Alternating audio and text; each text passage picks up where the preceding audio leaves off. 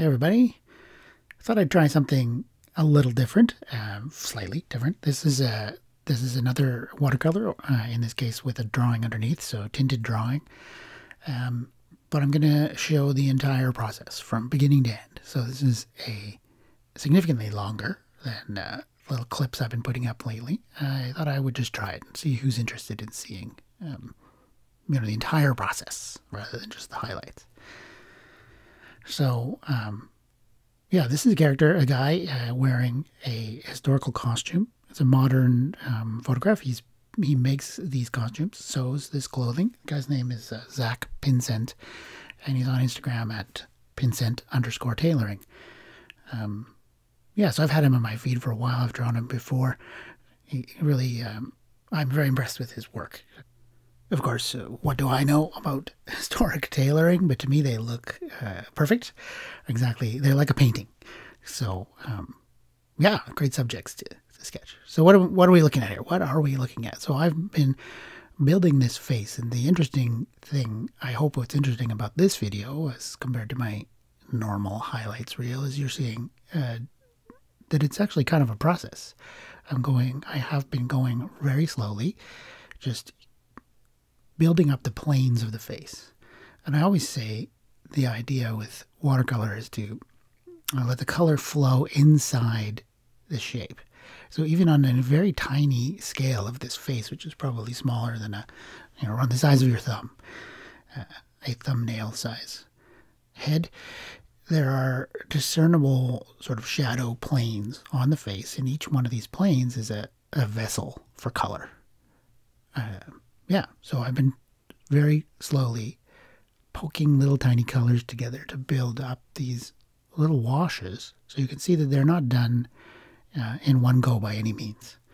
This is this thing I've been calling recently broken shape, broken silhouette. So it's a silhouette is a singular shape, but it's made of many, many small strokes joined together.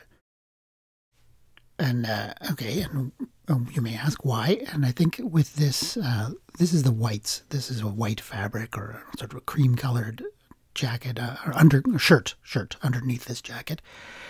So I think you can see why I've been doing these broken shapes, is I'm mapping out where the shadows are on this very light object, and by gradually building up towards these shadow shapes, they very slowly become sealed into a single shape. As each brushstroke touches the one before, the watercolor melts together, fuses them in. But they're very, they're separated by the density of the paint, or, the amount of water as compared to pigment in each stroke is very slightly different. And as you go back for color, I go back to the well to mix another little batch of color, then I try to vary it very slightly.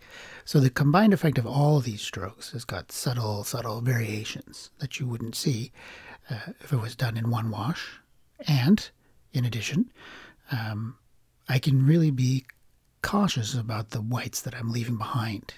So that's really the thing, is that you're using this light tone to draw around the highlights of the white paper and leave them behind.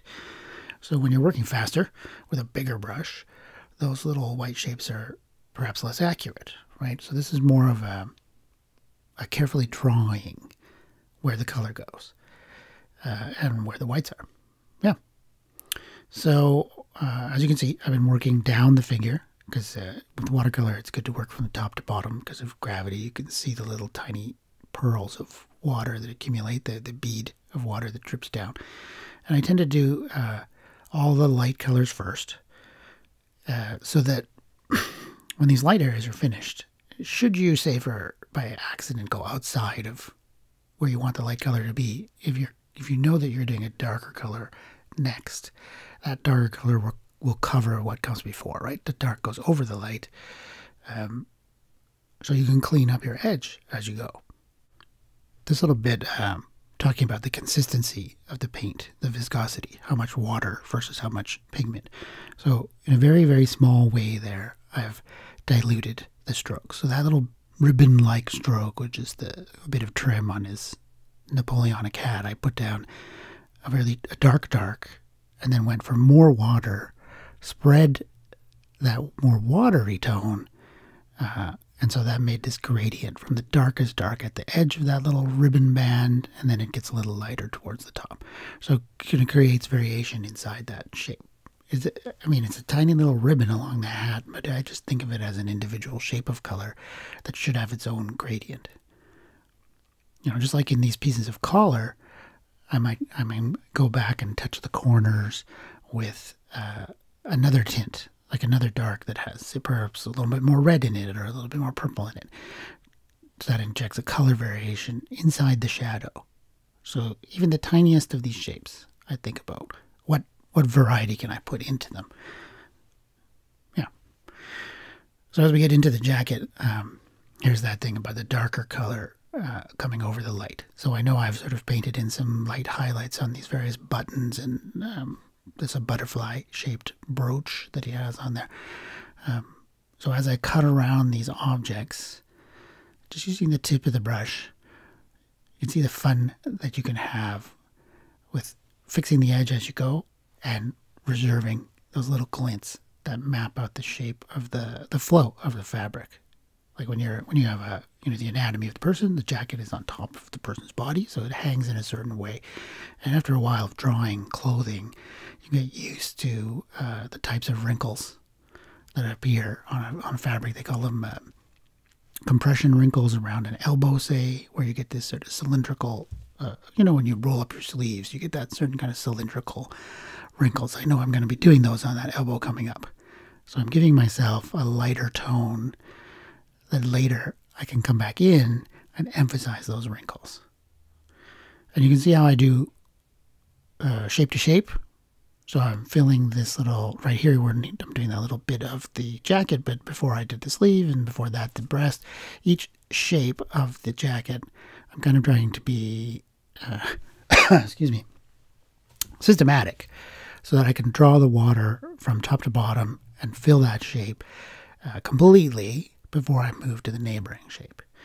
And so that I don't get any dried edges. You want, like where you don't want them. You want maybe a dried edge to occur between the sleeve and the breast of the jacket, right?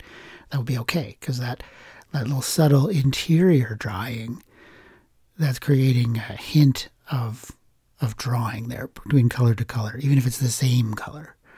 So each piece of the jacket is its own entity. This pair of pants is kind of its own entity. I'm sort of doing the one leg and then the other leg separately. I'm about to do something interesting on these pants, so let's see if I can link my voiceover to the action here. So I've been filling the pant around. That happens to be a sword pommel that he has under his sleeve, and I left that white stripe down the center of the leg. That was paper, so that I could come in with clear water, right? By drawing the clear water across those two reservoirs of indigo blue on either side, the clear water creates that soft blend in between, and that gives you the cylindrical shape of his thigh, right? So that's a bit where you're using the watercolor, you're using the natural blending properties of the watercolor to create that soft edge inside the shape. That was pretty cool. I like that. That was worth calling out. So yes, I always like to say variation inside the shape. Use the edge of the shape with a crisp edge to draw, and inside the shape you want to have subtle blending. Okay, so what am I doing? Going back for wrinkles on the fabric, for the subtler shadows inside the fabric. And this is color on color. In this case, a person could do more color variation here, but I'm trying to get this blue, it's called satin fabric, whatever it is. So the shadow, the darker color, can really just be the same color restated, but then I might look for ways to vary it up. So I've probably put a little more red into the base blue. I'll be using indigo as my base kind of blue, but very diluted. And just touches of red or purple. So the pants you can see are a little more purple than the jacket, but it's a matching color because it's just a fairly slightly tinted version of that same indigo. So, yeah. And in the forearm there, when I painted the forearm, I probably shot some other touches of red or purple into that shadow. I know I did. So each time you have a wet area, the shadow on top of the base color is its own wet on dry painting Like by moving methodically around the figure, that's the other thing, is as you move from shape to shape to shape, you're waiting for a previous wet shape to dry, right? And then doing something else, working on another place of the figure, and then you can come back after having waited a sufficient time period. You can't tell with the videos, but I might have taken a break in between. And I have a fan running because it's summer, so that tends to help, actually, to dry your base washes faster. Depends on your local humidity. So, yeah, so you can see this process of coloring in. So this is why I differentiate tinted drawings from what I would call more purely direct watercolor, alla prima watercolor, painted all in one go. So, because when you're tinting a drawing like this, you have the assistance of the drawing, which is great. It's telling you, giving you some help as to where you should shade. But also it tends to guide you towards this idea of coloring in, filling in the lines. And I like to say that I don't want my paintings to look like a coloring book. I want them to look, I don't know. You want the spontaneity of the medium, otherwise why bother, right? Why bother with watercolor if you're just going to not do anything interesting with it? But I feel, even with these tinted drawings, that there's a time for accuracy when you want a certain kind of fiddliness that seems to go with the subject. And there are subtle variations in all these colors and little things in the way the paint dries. There's a bloom on the breast of his jacket that I kind of like, just happens by accident, that some people call it a bloom, or some people call them cauliflowers, where you get a little backwash of, this happens when there's more water than pigment in an area. So the fresh water will push the pigment away, and you get this lighter spot. Anyway, I'm, dwelling on that one piece of his breast there, because there's a neat little bit of water. But here's another watery technique in the hat. So I'm putting down a reservoir of indigo blue, mixed with neutral tint probably, to make this hat that appears to be sort of darkish, like it's probably black in real life, but we'll give it a blue tint. So building the darker shadows to give it form. And then I'm going to come back with clear water. I left that white gap on the crown of the hat because I'm going to come back with water and blend it. So you'll see that in a second. So there's always these decisions of when is an area finished in one go, and when does an area require modification. So I tend to like to try to paint it, like I say, direct watercolor is to get it in one stroke, right? But here's the water blending that you can only get with watercolor. So sort of there's two steps to get this soft effect. I think this question about, there's a little bit of wet in wet. So I've made this little tiny wet area, and it's just where the plumes of this hat are. Everything else is totally dry. So in that little wet area, by injecting color, I can get very small floaty blooms, right? So I'm making the blend exactly where I want the blend. It's much more controlled. This I like to call it tinting a drawing rather than coloring in. So yeah, there you go. That's the difference between if we go back a couple of days at some of the, say, the flowers I've been painting, or the more spontaneous urban sketches where I'm drawing a location, just trying to get an impressionist feeling. This is much more rendered, right? So it's another tool in the toolbox. And maybe you do this for only part of the drawing. Like maybe you are sort of careful about rendering the face, but you can be much more spontaneous with the rest of the clothing if you want. I didn't do that in this case, but I could have. Yeah. So, okay, what has been going on in the painting? Well, I've been nattering. See, I've come back to the face. The face is probably the most important part of a drawing of a person, right? This is where the character comes across.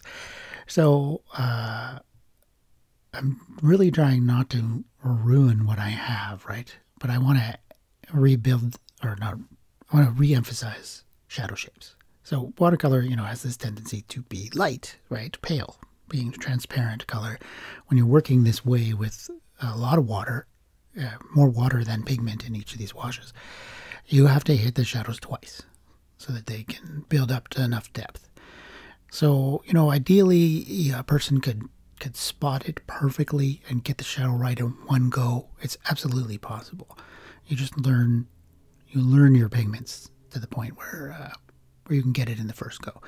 But sometimes you got to come back in and retouch the darks.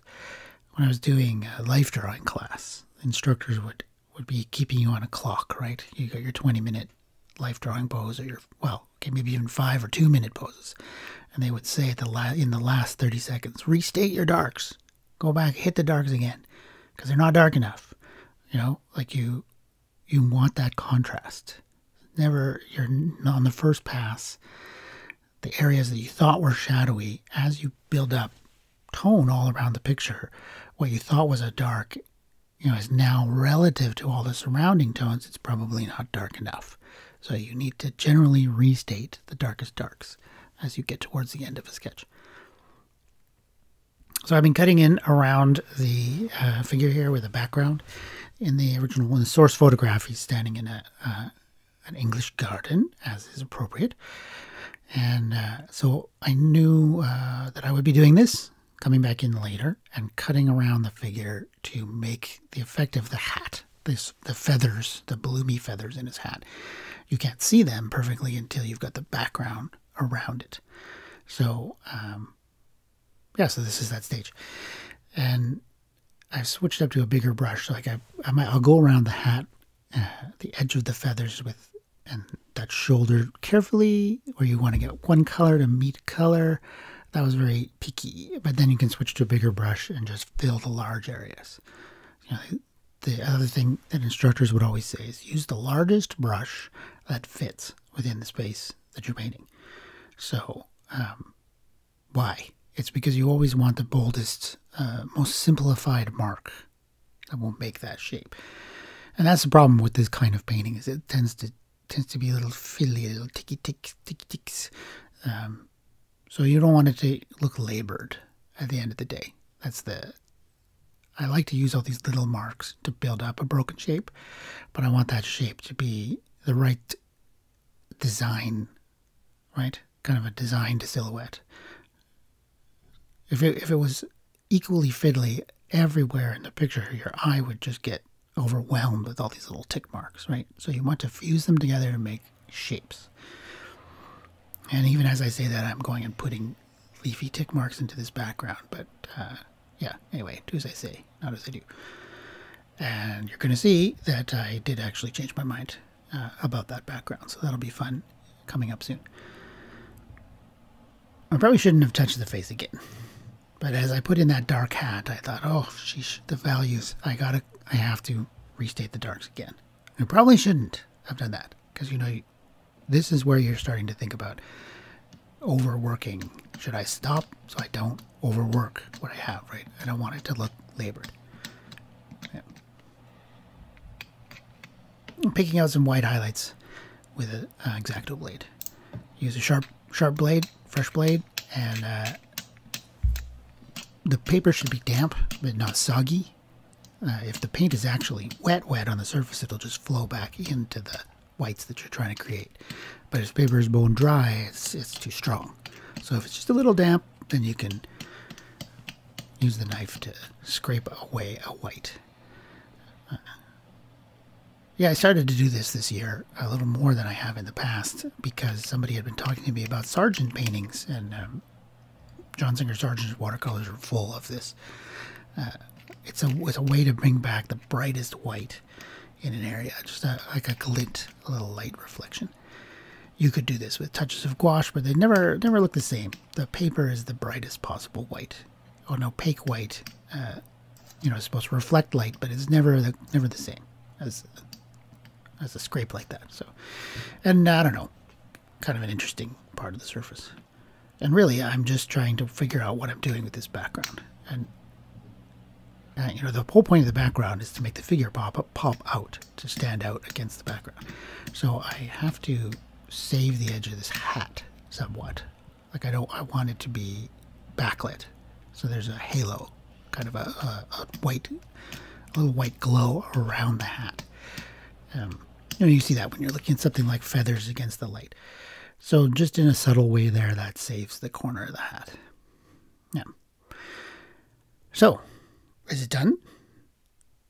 That was what the source photograph looked like. But as I sat with it, I thought to myself, I want the figure to stand out against the background, right? So actually the values in the background, what am I doing here? Here I'm doing some lifting. I probably put too much pigment. I did put too much pigment into the hat, so I'm lifting some of it out so that it doesn't quite have the chalky look that it had before. And I thought to myself, I want the figure to pop off the background, so that dark green I had thought would separate the background from the figure. But there are too many color variations in the going on in the leaves, in the trees back there. It was too distracting. I decided I really want to simplify it. Really just put the emphasis on this character and his costume, because that's what this is, right? Is a painting of this historical costume. So this is actually the next day. I had thought about it overnight, and in the middle of the night I said to myself, no, I don't like that sketch. I hate the background, so I'm going to do this. Go back in and hit the background again with a really dark mix of all kinds of browns and the dark green actually mixed with some Bloodstone Genuine, I believe. Here I'm just poking in a few little darks to show that there's slight gap between his arm and his body. And there you have a much more simplified background. It really pops the character off, finishes the drawing for me. Well,